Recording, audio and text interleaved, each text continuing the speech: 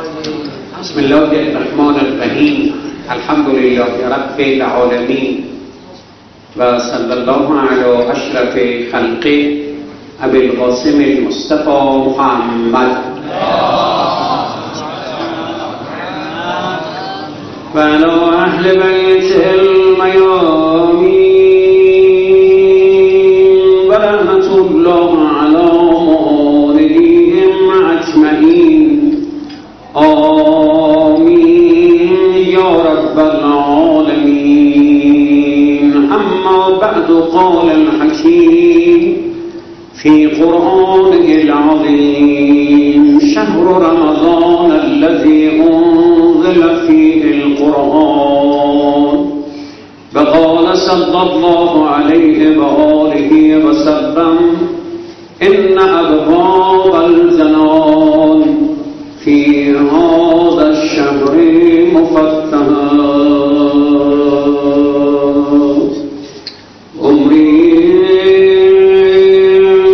عمریست نشستم سر راه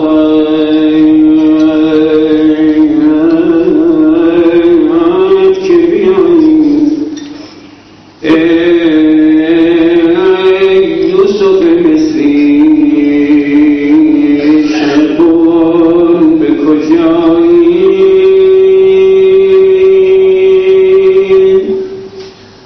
ما جام به دستان به سر راه نشستیم.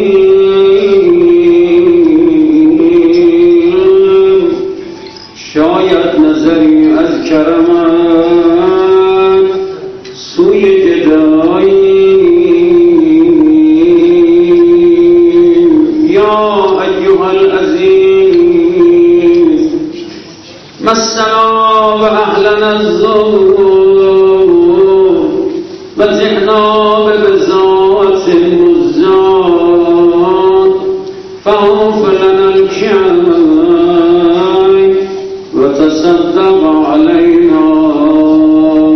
اللهم عجل في فرج سيدنا ومولانا الحجة ابن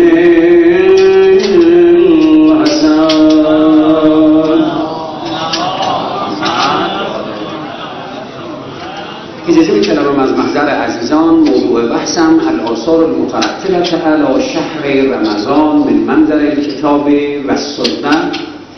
وجود زیجود پیغمبر بزرگوار اسلام فرمود یکی از آثاری که این ماه دارد این ابواب الجنان فی هذا الشهر مفتحه. درهای بهشت در این ماه باز است. باز شدن درهای بهشت یعنی چه و بر چند نوع هست؟ یک، چه اموری باعث میشه درهای بهشت باز بشه؟ دو، و عامل عمده برای باز شدن در بهشت چیست؟ سه، و سپس ذکر مصیبت. در یکی از بحث‌های سابق اشاره کردم وقتی میگن باب از نظر لغت معنا میکنن میگن باب مدخل الشیء، محل دخول انسان در یک جا ازش تعبیر میشه به باب. منتها اونطور که در قرآن کریم هم آمده است، در روایات هم آمده لکل شیء بابون، در عالم هر چیز برای خودش بابی دارد. منتها باب را از اون باب میگن باب لأن لا محل الدخول الا من هذا المکان. هیچ راه دخولی نیست مگر از اینجا، ازش تعبیر میشه باب. و لذا از نظر عرفی وقتی اونجا را میبندن صاحب اون محل یک احساس آرامش میکنه، میگه دیگه کسی به اینجا وارد نمیشه. چنانکه شما در سوره یوسف وقتی داستان زلیخا و حضرت یوسف رو میخونید میگه فقالت غلقت الابواب و حیت لک، درها بسته شده دیگه خیالش داد کسی وارد نمیشه. در به این معناست. منتها هر مکان به تناسب خودش دری دارد. وقتی ما به قرآن شریف مراجعه میکنیم و به روایت مراجعه میکنیم میفرمایند در بهشت بازه در این ماه. این در بهشت را که میفرمایند یعنی محل ورود، سبب ورود برای بهشت بازه. بهشتی که عرض و السماوات و الارض در اون دیگه اون باز بسته شدن شما تصور نمی کنیم. یعنی راه و سبب ورود بر بهشت باز است در این ماه. از این باب از فرمود مفتحت، درهای بهشت در این باب ماه باز. منتها باز شدن در بهشت باز بر دو نوع است. دقت کنید به عرایض من. یک مرتبه خداوند متعال تفضلا زمانی را، جایگهی را قرار میده برای باز شدن در بهشت. مانند همین ماه مبارک رمضان در بهشت بازه. آیا برای همه بازه؟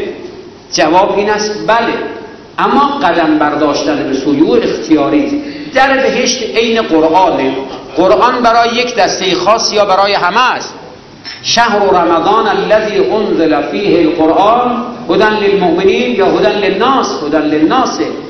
اما در جای دیگر می‌فرماید الف لام میم ذالک الکتاب لا ریب فیه هدی للمتقین. بهشت هم درش بازه توی این ماه برای کسانی که دنبال بهشت برن. من این آیه قرآن رو میخونم. قرآن کریم میفرماید و ننزل من القرآن ما هو شفاء و رحمة للمؤمنین ولا یزید الظالمین الا خسارا. 100 بار در بهشت تو این ماه باشه، کسی به سویش قدم بر نداره، اثری نداره برای اون. در بهشت باز باشه ولی طرف قدم بر نمیدارد، اون که هنری. ولا یزید الظالمین الا خسارا. بلکه خود این یک نوع حجت است برای ستمکاران. منظور از ظالمین اون کافری نیست، یک معنای دیگر داره، چون بخلیس نمیخوام وارد بحث کلامیش بشم که اینجا میفرماد ولا یزید الظالمین الا خسارا. کسی که نره روز قیامت خدا میگه در من برات باز کردم نیامد. دومین باز شدن در بهشت در سایه عمله. از وجود مقدس امیرالمومنین علیه السلام پرسید که کلید در بهشت چیه؟ حضرت فرمود که لیس مفتاح الجنه من ذهب ولا فضه. طلا و نقره نیست، بلکه این زبان شماست، بلکه این عمل شماست. حالا میخوایم ببینیم بهشت اگر درش را انسان میخواد باز کنه با چه چیز در بهشت باز میشه که ما خودمون باز کنیم، قدمی برداریم. باز در بحث مفتاح هم فرمودن مفتاح هم بر دو نوع هست. مفتاح معنوی داریم و مفتاح مادی داریم و باز مفتاح کل شیء به حسبه هست. مفتاح مادی مفتاح البیت، مفتاح السیاره، مفتاح الطیاره، هر چی که دلت میخواد بگه. این کلید رو که کسی دست داشته باشه میتواند در اونجا تصرف کنه، میتواند اونجا وارد بشه. منتها مفتاح مادی، کلید مادی را یه نفر بدزده هم میتونه از اون وسیله استفاده کنه. مثلا یه نفر کلید ماشین شما را دزدیده میتونه از اون ماشین استفاده کنه. ماشین نمیگی نه من دیگه چون کلید مال فلانی من بهش نمیخونم. ولی در دنیای امروز آمدن چه گفتن کلیدهای تعریف کنه که فقط صاحب ماشین بتونه باز کنه، یعنی به دست همه نیفته. اینطور نیست که جنت بهشت کلیدش دست همه باشه. تو در دنیای مسیحیت پیدا شدن بهشت میپوشن، معذرت منطقی بی خود میکنن. مگه بهشت مال کسیه؟ بهشت دست هیچ کس نیست غیر از اون که خدا پیغمبر خبر داده. من اسم شما رو بنویسم شما اهل بهشت باشید. تو بی خود میگم مگه تو چگاره که اسم من اهل بهشت باشم؟ مگر اهل بهشت کردن یا اهل بهشت نکردن دست ماست. هر چی میگی بی خوده، کلاه میذاره به سر مردم. در اسلام عمل است که ما را به بهشت یه وزه باشم، مال کسی دیگری نیست که بگه من میفروشم. اون عثمان بود که در حالاتش نوشتن وقتی به بنی امیه چون دور برش گرفته بودن حکومتش نگه می‌داشتن، از برای خدمت می‌کردن، گفت که لو کان مفاتیح الجنه بیدی لأعطینه، اگر کلیدهای بهشت در دست من بود میدادم به بنی امیه. اما اونم میفهمید کلید بهشت دست او نیست. امروز طرف قاشق میذاره به کمرش، وقتی میگیرن گریه میکنه، میگن این قاشق چیه؟ میگه گذاشته بودم اینجا، میگن نهار شما در محضر پیغمبری، نهار را با پیغمبر بخورم. اینقدر عوام فریبی تو این جامعه پیشرفت کرد. امان از دست این عوام فریب. افتاد دست پای امیرالمومنین را ببوسه، گرفت بلند کرد بالا، گفت این چه کاری؟ چه کار غلطی داری میکنی؟ تو هم انسانی منم انسانم، چرا میفتی به پای من؟ تو هم مخلوقی منم مخلوقم. اجازه نداد این کار رو. او دنیا دارن چه میکنن؟ دنیای عجیب غریبی شده. پزشک عربستان میاد، خیلی جالبه، پزشک عربستان میاد به خاطر اینکه دنیاشو تأمین کنه اینقدر بهش تبلیغ میکنن، بعد از این همه تحصیلات میاد عملیات انتحاری انجام میده بره بهش. جالبه هر کس خودشو بکشه از نظر اسلام ممنوع است، کسی حق نداره به خودشو بکشه. و بعد فرمود که کلید بهشت چیه؟ کلید معنوی هست. کلید معنوی من دوست عرض میکنم چون دیگه نمیخوام خیلی وقتتون رو بگیرم. دنیای ما خراب شده اینقدر که ما روزنامه میخونیم، اینترنت میخونیم، ای کاش میرفتیم سراغ قرآن و روایت برای اصلاح جامعه بود. ای کاش، ای کاش. حضرت فرمود چند تا کلید میخونم خدمتتون. فرمود پیغمبر اکرم فرمود بسم الله الرحمن الرحیم مفتاح کل کتاب. هر نوشته کلیدش مفتاحش بسم الله الرحمن الرحیم. عرض کردم مفتاح کل شیء به حسبه. یا حضرت در روایت داریم آقا امام باقر علیه السلام فرمود اللسان مفتاح کل خیر و شر کما تختم مالک. اونطور که مال خودتا قفل میزنی زبانت هم قفل بزن. باز فرمود یکی از اون مفتاح‌ها کلیدها چیه؟ تو دنیا خیلی کشورها، شهرها، خانواده‌ها فقیر میشن. چرا؟ میگیم خدا خواسته. در روایت داریم فرمود سوء تدبیر مفتاح کل فقره. هر جامعه، هر شهری، هر محلی فقیر بشه، عقب مونده بشه، اونجا تدبیر نیست. هر شهر کیه؟ هر چه دلش خواست میگن تو راست میگی، تو راست میگی، تو راست میگی. میگن سه نفر اومد پیش قاضی، یکی گفت که اینطور، قاضی گفت تو راست میگی. اون یکی گفت، او گفت تو هم راست میگی. سومی نشسته بود گفت آقا آخه اینا یکشون راست میگن، یکشون که دروغه. گفت تو راست میگی. دنیا شده هر کی هر چی میگیم تو راست میگی، تو راست میگی. یه آقای فوت کرد خدا رحمتش کنه، میومد تو این جلسه خودش میگفت من در یک از شهرهای بزرگ غیر از اون با یه آقای کار داشتم، میگه رفتم درس خارجش، قسم میخورد میگفت به خدا قسم دیدم هر چی که میگه هست غیر از درس توش نیست. میگه من شروع کردم برای اشغال کردن، آخرای درس یادم افتاد که ای وای من خونه خراب شده با این کار دارم، میخواد این نامه منو امضا کنه. میگه آخر شروع کردم برای ماسمالی کردن، اینقدر تعریفش کردم نامه ما بردم پیشش نخونده امضا کرد، نخونده امضا کرد.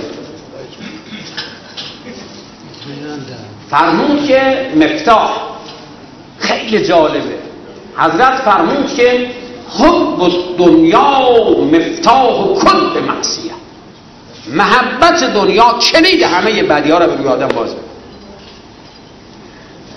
فرمود که جعل الله، حضرت فرمود جعل الله الشر کله، همه این بدی ها را خداوند متعال قرار داده است در چه؟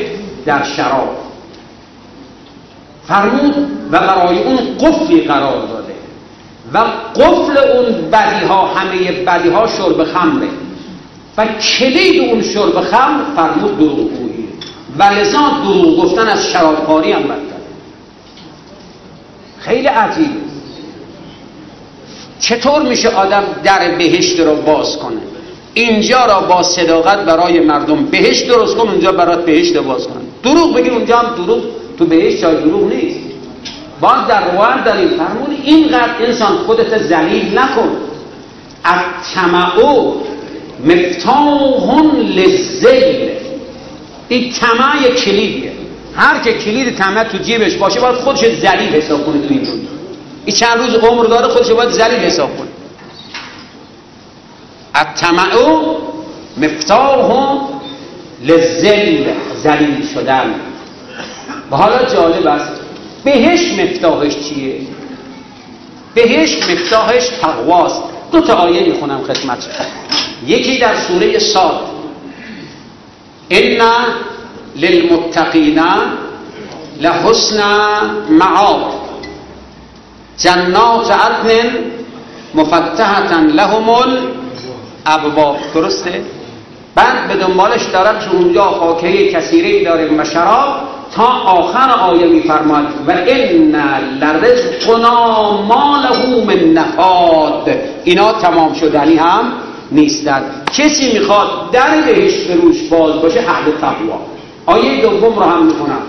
وسیق الذین اتقوا ربهم الی الجنة زمرا حتی اذا جاءوها فتحت ابوابها.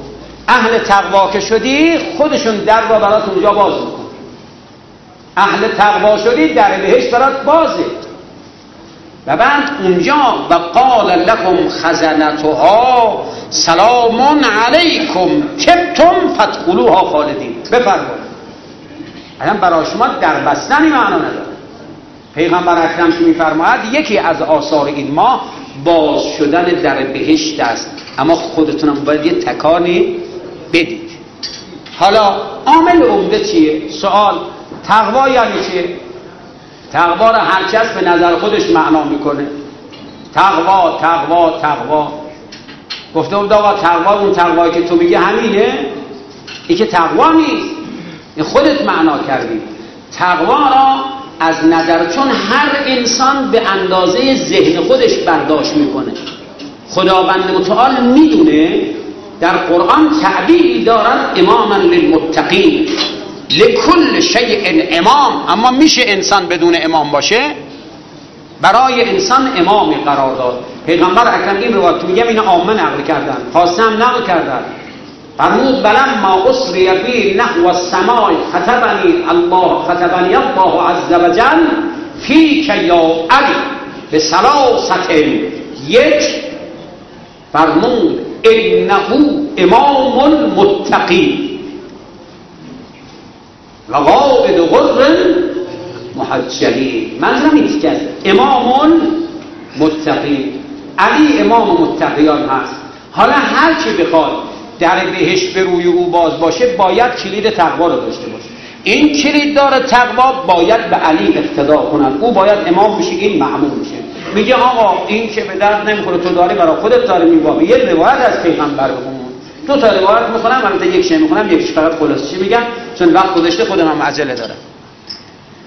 پیغمبر بزرگوار اسلام فرمود یا علی اذا کان یوم القیامه، حالا کیف کن ای شیعه علی، البته نه فقط حامل اسم باشیم ها.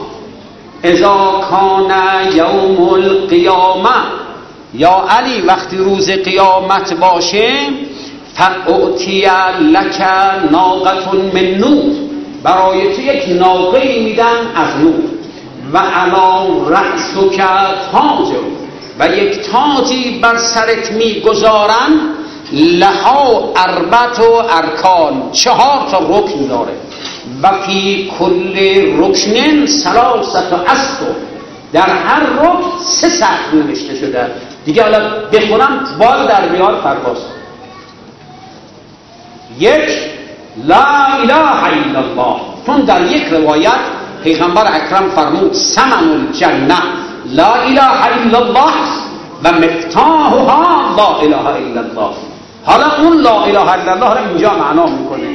فرمود 3 سطر، اولش نوشته لا اله الا الله محمد رسول الله صلی الله علیه و آله و سلم. حالا اینجا این دنبالش هر کی بگه جایزه داره. دنبالش چه نوشته شده؟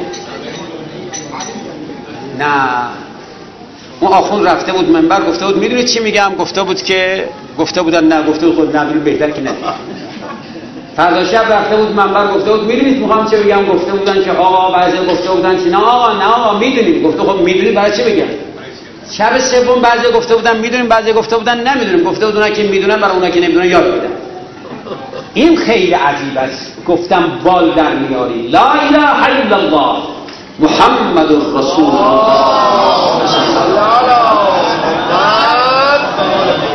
علی مفتاح الجنه، علی مفتاح الجنه ثم توزع لك کرسیا تسمى بکرسی الکرام. فرمود میشینی در اونجا یا علی. این یک روایت که دنبالش نخونم و اون روایت هم فقط خلاصش اینه میگم خیلیاتون دیدید این روایت طول بهار. فرمود روز قیامت پیغمبر اکرم فرمود یه منبر میذارن برای من، از منبر انبیا و صدیقین همه بالاتر است، 4 نفر تو اون پلی‌ها قرار میگیرن. اولی منم، دومی تو هستی، سومی خازن به رضوان هست مالک بهشت، 4می هم مالک جهنمه. همه کلیدهای بهشت جهنم را خدا امر میکنه. خدا امر کرده بدم به من و منم میدم به تو یا علی. یا علی تمام کلیدهای بهشت جهنم در دست تو است. شمال مولای متقیان امیرالمومنین علیه السلام چه صلوات بلند.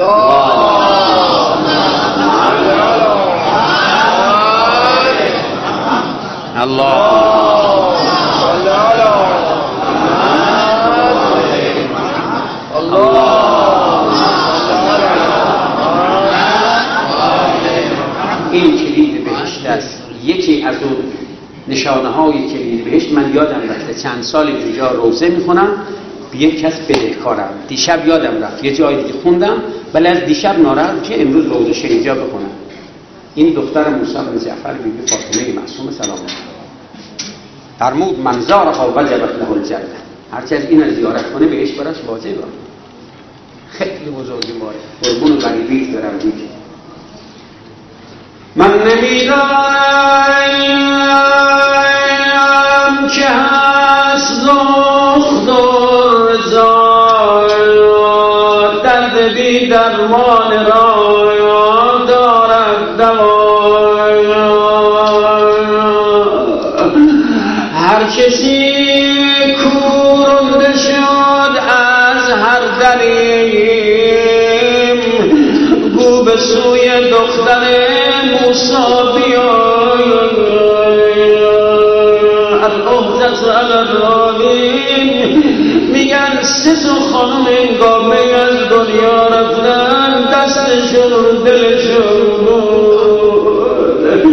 یکی از اینها نشدن همسر آقا مسلم بن عقیل بود.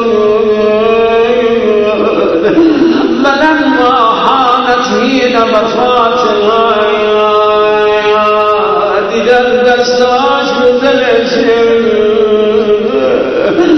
خواستن دستای اون بیبی رو بردارن، دیدن دو تا نشانه از محمد ابراهیم گذاشته دلش. بابا مادر به قربونتون، نمیدونم کجا غریبان جان داری.